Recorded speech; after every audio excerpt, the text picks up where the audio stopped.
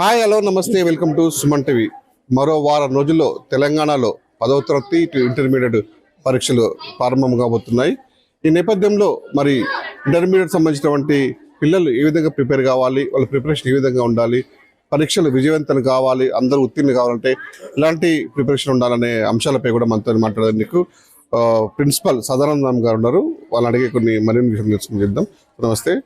మరికొన్ని రోజుల్లో intermediate exams రాబోతున్నవి.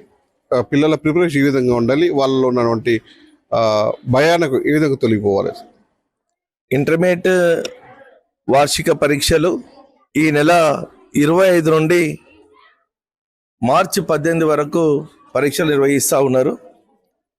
రాష్ట్రం లోపల చాలా ప్రతిష్టాత్మకంగా ఈ పరీక్షలు నిర్వహిస్తూ ఉన్నారు. ఈసారికి చాలా డిఫరెంట్గా సీసీ కెమెరాల సమక్షం లోపల చాలా పారదర్శకంగా ఈరోజు పరీక్షలు నిర్వహిస్తూ ఉన్నారు.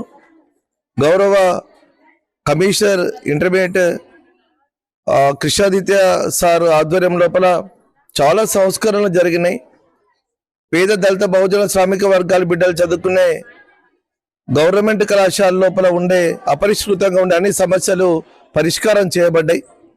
కళాశాలకు కావాల్సిన అన్ని రకాల వసతులను కమిషనర్ గారు అన్ని సమకూర్చిళ్ళు. కళాశాలకు సంబంధించి డిజిటల్ క్లాసులు నిర్వహించడం, ఈసారి విద్యార్థులకు కావాల్సిన అన్ని సౌకర్యాలు అంటే ల్యాబ్లకు సంబంధించిన మెటీరియల్ అందజేసిండు.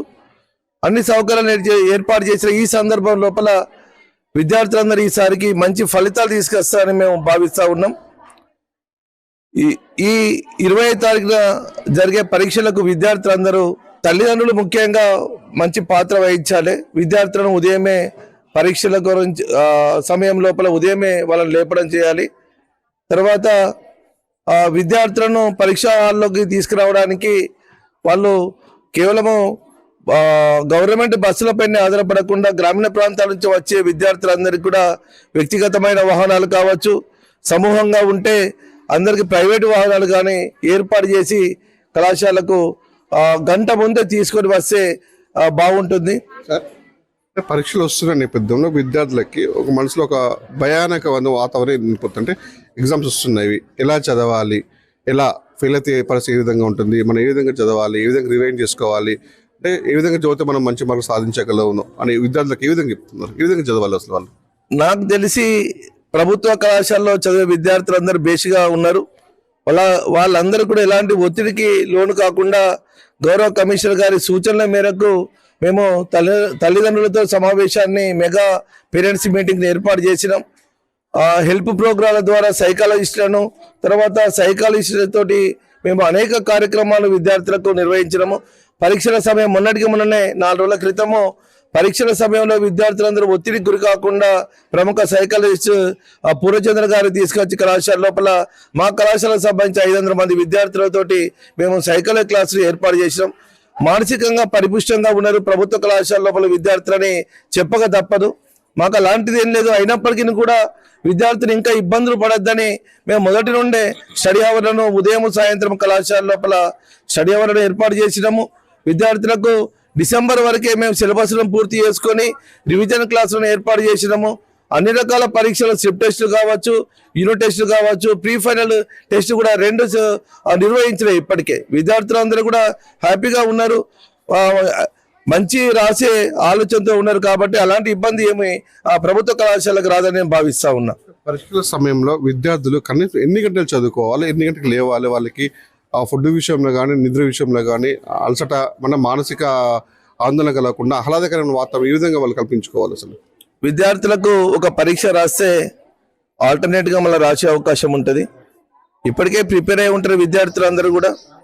వాళ్ళు కనీసము రాత్రి 10 వరకు చదువుకోవాలి. తర్వాత పరీక్ష ఉన్న సమయం లోపల 8-9 వరకే చదువుకొని ఉదయమే లేచి ఒకసారి రివిజన్ చేసుకొని పరీక్షా కేంద్రాలకు వస్తే బాగుంటుంది. తల్లిదండ్రులకు కూడా సూచన చేసినాం, పరీక్షల సమయం లోపల విద్యార్థులను ఇబ్బంది పెట్టద్దు. మీ పిల్లలను ముఖ్యంగా శ్రేయపూర్వకంగా ఉండాలి. ఏదైనా పరీక్ష సరిగా రాకుంటే ఆ పరీక్ష వరకే వదిలేయాలి. మిగతా పరీక్షలు మంచిగా రాసేలా వాళ్ళని ఎంకరేజ్ చేయాలి. మంచి ఆహారాన్ని ఇవ్వాలి. ఈ సమయం లోపల జంక్ ఫుడ్ లాంటివి ఇవ్వకుండా మంచి తేలికపాటి ఆహారము పిల్లలకు కనుక అందిస్తే మీ పిల్లలకు మంచి రిజల్ట్ వస్తుంది, కళాశాలకు పేరు వస్తుంది. ఈ కళల కన్నా మా కమిషనర్ గారి ఆశలు నెరవేరితే మంచి రిజల్ట్ వస్తుందని కూడా మేము భావిస్తూ ఉన్నాం. ముఖ్యంగా పిల్లలు ఇంటర్మీడియట్ విద్యార్థుల కంటే మొబైల్స్ ఫోన్స్కి ఇటు టీవీలకి సీరియల్స్కి సినిమాలకు బాగా అట్రాక్ట్ అయ్యే ఏజ్ వాళ్ళది. పరీక్షల సమయంలో వాళ్ళు వీటన్నిటికీ దూరంగా ఏ విధంగా ఉండాలి, వీటిలో తల్లిదండ్రుల పాత్ర ఏ విధంగా ఉండబోతుంది? తల్లిదండ్రులు కూడా సూచనలు చేసినాము. మెగా పేరెంట్స్ మీటింగ్ లోపల కూడా మేము విద్యార్థులకు ఈ సెల్ ఫోన్ లాంటి సౌకర్యాలను తగ్గియాలని చెప్పినాము. సెల్ ఫోన్లను కనుక వాడడం వల్ల వచ్చే సమస్యల పైన ఇంటెలిజెన్స్ వాళ్ళు కావచ్చు, పోలీస్ శాఖ కావచ్చు, సిటీవీ వాళ్ళతో కూడా మేము కళాశాల లోపల అనేక సందర్భాల లోపల కార్యక్రమాలు నిర్వహించడం. పిల్లలందరూ కూడా చాలా వరకు నాకు తెలిసి 90% విద్యార్థులందరూ కూడా మేము ఇచ్చిన సూచనలు పాటిస్తూ ఉన్నారు. 10% విద్యార్థులు వాళ్ళని కూడా మేము మోటివేట్ చేస్తూ ఉన్నాము, వాళ్ళని కౌన్సిలింగ్ చేస్తూ ఉన్నాము. వాటికి దూరంగా ఉండాలని పిల్లలకు చెప్తున్నాము. అదే క్రమం లోపల మేము కళాశాలకు సంబంధించిన గ్రూపులకు సంబంధించిన వాట్సాప్ గ్రూపుల లోపల కూడా విద్యార్థులకు అనేకమైన కార్యక్రమాలకు సంబంధించిన సూచనలు చేస్తూనే ఉన్నాం. పిల్లలు అందరూ గమనిస్తూ ఉన్నారు. మేము మంచిగా వాటికి దూరంగా ఉండి మంచిగా రాష్ట్రం భావిస్తూ ఉన్నాం. పరీక్షా సమయంలో పిల్లలకు కూడా చేతి రాత అనేది కూడా ఇంపార్టెంట్ అని కూడా మనకు తెలుసు. ఎందుకంటే వాళ్ళు చదివిన చదువును కూడా వాళ్ళ చేతి రాత రూపంలోనే వాళ్ళు రాయాల్సి వస్తుంది. అలాంటప్పుడు వాళ్ళు గజిబిజి రాత రాస్తే కూడా ఒక్కొక్కసారి 10 మార్కులు పడేదానికి 5 మార్కులు పడే ఆస్కారం కూడా ఉంటుంది. మనం చాలా సందర్భంలో చూస్తుంటాం. ఇలాంటప్పుడు మీరు విద్యార్థులకు ఏం సూచిస్తారు? మీరు దాదాపుగా మూల్యాంకన సమయం లోపల మేము ప్రతి ఒక్క విద్యార్థి యొక్క పేపర్ను క్షుణ్ణంగా పరిశీలిస్తాం. రాతతో సంబంధం లేకున్నా మేము పూర్తిగా చదివి పరీక్ష మూల్యాంకన పత్రాలను మూల్యాంకనం చేస్తాం. అయినప్పటికీ నేనే వ్యక్తిగతంగా నేనే కావచ్చు, చక్కని రాత ఉంటే ఇంకా 2 మార్కులు ఎక్కువ పడే అవకాశం ఉంటుంది. కాబట్టి మా విద్యార్థులకు కూడా మేము సూచనలు చేస్తూనే ఉంటాము. హ్యాండ్ రైటింగ్ విషయం లోపల మేము వాళ్ళకు శ్రద్ధగా ఉండాలి, మంచిగా రాయాలని చెప్తూ ఉంటాం. పరీక్షలు రాసే క్రమం లోపల కూడా నిజానికి చక్కని చేతివ్రాలు కనుక ఉంటే మార్కులు ఎక్కువగా పొందొచ్చనే అభిప్రాయం కూడా నాకుంది. కాబట్టి విద్యార్థులందరూ కూడా పాటిస్తారని భావిస్తూ ఉన్నాం. గతంలో కూడా ఈ జూనియర్ కాలేజ్ గర్ల్స్ నుంచి కూడా అత్యధిక మార్కులు సాధించారు, విజయం సాధించారు. నెక్స్ట్ రాబోయే రోజుల్లో కూడా ఏ విధంగా ఉండబోతుంది? మా కళాశాల ప్రభుత్వ బాలికల జూనియర్ కళాశాల మహబూబాద్ లోపల 896 మార్క్స్ ఇప్పటి వరకు రాష్ట్ర స్థాయి మార్కులను మేము సాధించడం. తర్వాత చాలా గ్రామీణ ప్రాంతాల నుంచి తక్కువ స్థాయి మార్కులు వచ్చే బిలో యావరేజ్ స్టూడెంట్స్ని కూడా మేము ఎక్కువ మార్కులతోటి పాస్ చేయించగలుగుతా ఉన్నాం. మేము ఇలాంటి రిజల్ట్ తీసుకొని వస్తున్నాం. ఈసారి కూడా మేము ఆశాభావాన్ని వ్యక్తం చేస్తూ ఉన్నాం. మా కళాశాల విద్యార్థులు కూడా ఈసారికి మంచి ఫలితాలు రాష్ట్ర స్థాయి మార్కులు సాధిస్తారని మేము భావిస్తూ ఉన్నాం.